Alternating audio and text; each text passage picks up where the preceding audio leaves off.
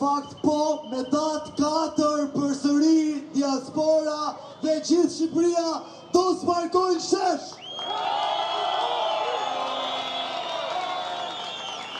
Ama jemi këtu për t'ju thonë që çdo veprim i mëtejshëm merret vetëm shesh. Përveç dorëheqjes të gjitha gjërat e tjera, përveç kërkesave zyrtare, janë zgjidhje individuale.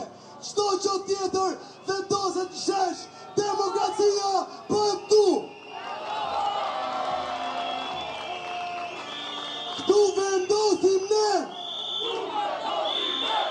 Këtu vendosim ne.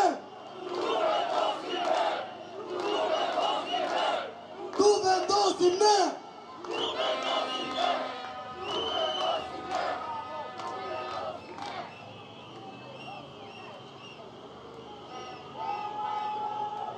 Përshëndetje të gjithëve. Përshëndetje të gjithëve. Nuk kisha dëshirë që të flisja sot. Posh patronazhistat! Posh patronazhistat! Posh patronazhistat! Mos guxoj njeri të provokojnë sherr. Posh patronazhistat! Mos bini prej provokimeve, ju lutem. Mos bini prej provokimeve. Mos bini prej provokimeve. Ne sot kemi treguar që as policia e shtetit nuk na provokon dot. Jo më një patronazhist.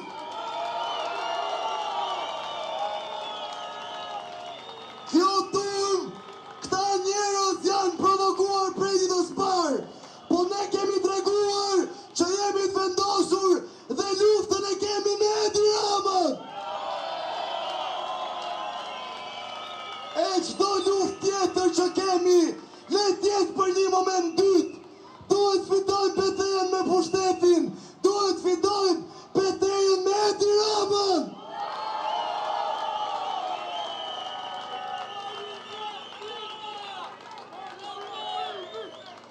Rama jepe dorëheqjen.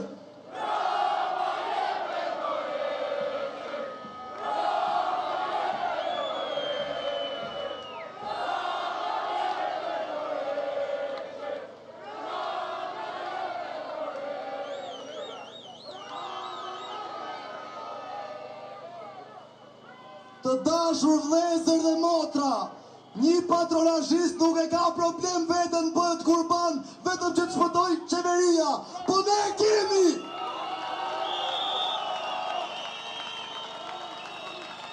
Ne e dim se rëzimi e Edi Ramës është më i rëndësishëm se rëzimi i çdo patronazhisti.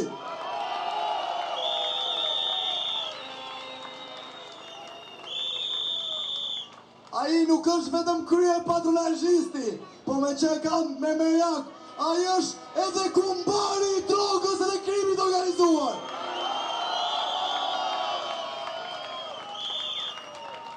Ne që na ka përshëndetur edhe ne e kemi krijuar këngë. Rama, Rama, fuck you, fuck you. Fuck you. Rama, Rama, fuck you. Rama, Rama, fuck you, fuck you.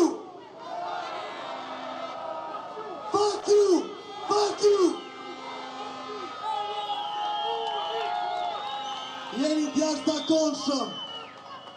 Nuk ka provokator që e merr para këtë shesh. Ky shesh do marr para gjithë provokatorët. Merr krye Edi Ramën.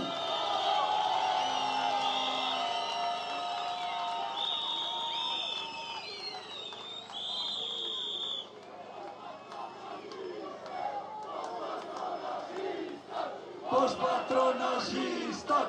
Posh patronazhistat! I lutem, nuk jam këtu për bërë një fjalim, sepse vendimet i merë sheshi, Unë jam një nga ata persona shesh që mendon se llafeve po I vjen fundi. Dje ndodhi një ngjarje shumë e bukur që eurodeputetët erdhen edhe folën pro nesh, po ndodhi edhe një ngjarje shumë e tmerrshme e cila shpëtoi nga vëmendja e shumë qytetarëve. Ama ne nuk mund ta lëm të kaloj kollaj. Dje ju e patat e episodin me studentat që varen një baner. Edhe nuk ishte vetëm problemi që rojat morën banerin se ashtu janë porositur. Ishte problemi që rojat I mbyllën studentat brenda edhe ju thanë, do vi policia të merret me ju. Në syrin tim, edhe në syrin e çdo njeriu të logjikshëm, kjo është tentativë për pengmarrje. Ishim 9 studentë aty që deshën t'i mbyllin brenda. Normal që s'kishi shans. E pan gjithë. Po ajo që duat t'ju them, është se si 2 herë jo vetëm policia shtetërore, po policia private kryen akte ekstreme ndaj popullit. A e dini nga vjen kjo? Vjen nga ajo fara e keqe komuniste që e ka shtirë frikën thellë në trut e njerëzve. Po nuk vepruam ne, do na thonë neve diçka. Ne po paguajmë bukën e kalamajve. Si e paguani bukën e kalamajve? Se këtë më thëndje, si e paguani? Duke tentuar atjet me një peng studentët, kështu e paguani? Duke marrë njerëz të fortë, kështu e paguani? Për sa I përket ngjarjeve të sotme kanë qenë të mirë dokumentuar dhe e keni parë mirë fytyrën e këtij shteti. Ne kemi 30 ditë që protestojnë tu, edhe ata kanë ndenjur gjithë rehat ullur aty. Tu qëllua një makinë me vezë e blerë me taksat tona. Edhe këta tani u sollën, sigurisht e era e parë që na shikonin. I mori çuna çfarë? Po për këtë çuna flasin vetë. Unë kam disa pyetje për ju. Tentuan t'i mbyllin studentët brenda. A I mbyllën dot apo jo?